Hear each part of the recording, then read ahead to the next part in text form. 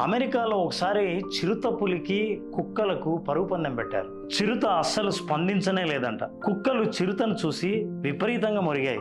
కానీ చిరుత మాత్రం పట్టించుకోకుండా కూర్చోవడం అక్కడున్న వాళ్ళందరినీ ఆశ్చర్యపరిచింది. ఇక పరుగు పందెం మొదలు పెట్టగానే చిరుత తనకేం సంబంధం లేనట్టు కూర్చుంది. అప్పుడు సైకాలజిస్టులు చిరుతపులి మనస్తత్వాన్ని స్టడీ చేస్తే తెలిసిన విషయాలు ఏంటంటే, చిరుతపులి ఆలోచన స్థాయే వేరని, అవి ప్రతి యాక్షన్కు రియాక్షన్ ఇవ్వాల్సిన అవసరం లేదని ఆలోచించే కేటగిరీకి చెందుతాయని తేల్చారు.